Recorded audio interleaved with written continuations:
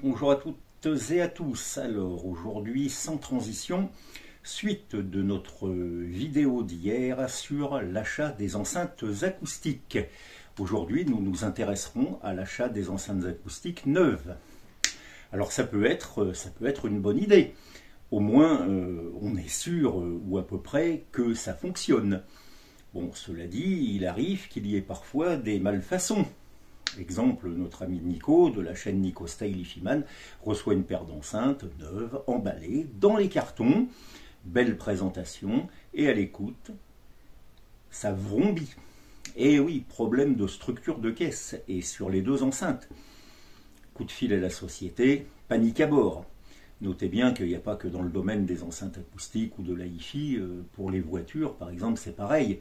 Les voitures neuves ne sont parfois pas exemptes de malfaçons et il y a même des campagnes de rappel sur certains modèles quand la sécurité des usagers peut être mise en danger. Voilà, mais bon, normalement, dans 99% des cas, vous achetez un produit neuf, le produit est opérationnel. Et en prime, et ça c'est non négligeable, vous bénéficiez d'une garantie, alors de 1 ou 2 ans peut-être. Rappelons-nous Cabas, qui en son temps proposait une garantie à vie sur ces produits, dans la mesure où l'utilisateur, le propriétaire, pouvait présenter la facture et que le propriétaire était le même depuis l'achat des enceintes, si je ne me trompe pas. Voilà, donc acheter neuf, c'est en quelque sorte un gage de tranquillité. En outre, vous allez vous adresser à des professionnels. Vous allez aller écouter les enceintes dans un auditorium. Sans doute que vous pourrez les comparer avec d'autres. Voilà. Et même dans certains cas, peut-être, vous pourrez acheter des enceintes avec la possibilité de les ramener si ça ne vous convient pas. Peut-être même certains magasins envisagent-ils des prêts, voilà, de matériel. Alors ça peut se faire pour des amplis ou des câbles éventuellement, sur des enceintes je ne sais pas, mais why not. Ça vous permet d'écouter ça à la maison tranquillement, sans pression, avec votre matériel, dans votre pièce d'écoute, parce que rappelons-le, la pièce d'écoute c'est le maillon numéro 1 de la chaîne hi-fi, et une écoute en auditorium peut être un petit peu faussée, c'est-à-dire que certains ont acheté des enceintes qui leur ont semblé formidables au magasin. Arrivé chez eux, ça marchait un peu moins bien. Voilà. Et en plus, vous pourrez avoir l'avis de madame. Voilà, l'avis de madame, c'est important. Donc, voilà encore une bonne idée que d'acheter des enceintes neuves. Et ajoutons que vous aurez le plaisir d'être conseillé par un professionnel.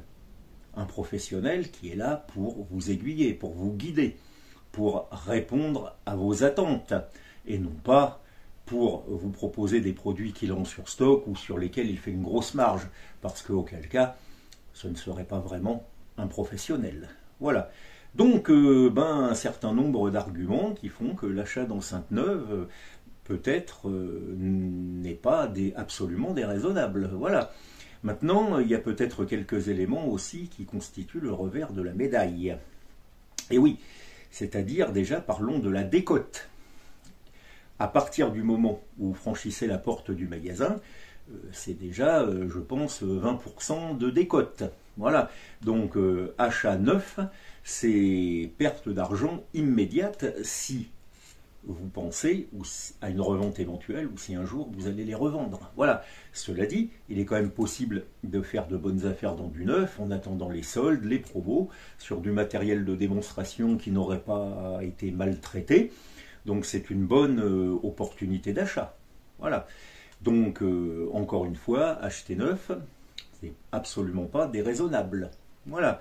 Maintenant, attention quand même et néanmoins sur les produits que vous allez acheter, parce que il faut éviter, à mon avis, de se placer toujours dans la perspective, même si ce n'est pas votre intention au moment où vous les achetez, de les revendre, parce que la changite existe, ne pas se placer par exemple sur des produits trop ésotériques, chers en général, et qui ne vont intéresser qu'une frange très très limitée de la clientèle audiophile. Voilà. Alors en cas de revente, on peut se retrouver face à de grands moments de solitude. J'ai rencontré l'autre jour une personne qui a été emballée par l'achat d'une paire de panneaux diptyque audio. Alors, je n'ai lu que du bien sur ces enceintes. Ça peut être un très bon choix. Il paraît que la scène sonore est formidable, l'écoute confondante de naturel. Bon, maintenant, le produit est quand même plutôt cher. Et si un jour il y a revente, ça ne s'adressera, comme je vous le disais, qu'à une clientèle fort limitée. Donc, personnellement, si je devais acheter dans du neuf, je me concentrerais sur des marques connues, reconnues, sur des modèles qui ont passé avec succès, si tant est que ça veuille dire quelque chose, les bancs d'essai, qui bénéficient de commentaires élogieux sur les forums, à tort ou à raison. Voilà. Mais après ça, pour un acheteur potentiel, ça fera des éléments auxquels il pourra se référer pour dire, voilà, j'ai affaire à un bon produit. Voilà, ce qui facilitera la revente. Voilà. Car, n'oublions pas, aujourd'hui, il y a beaucoup de concurrence et maintenant, contrairement aux années 70 où le matériel d'occasion n'était pas si courant, maintenant, il y a de grands sites d'annonces et il y a tellement d'annonces que l'offre a dépassé la demande, et largement. Voilà, c'est un flot ininterrompu de nouvelles annonces. Voilà. Donc, attention aussi à ce point-là. Maintenant, je vais vous parler du point de vue du réparateur. Voilà, sujet qui me concerne particulièrement. Eh bien, attention, les enceintes modernes, et on peut dire depuis peut-être une quinzaine d'années, elles sont de moins en moins réparables. Et oui, une grande marque française, par exemple, va installer sur ses enceintes des tweeters qui sont moulés, indémontables, contrairement à des gammes antérieures où il n'y avait qu'à dévisser des vis pour accéder à l'équipage mobile. Voilà.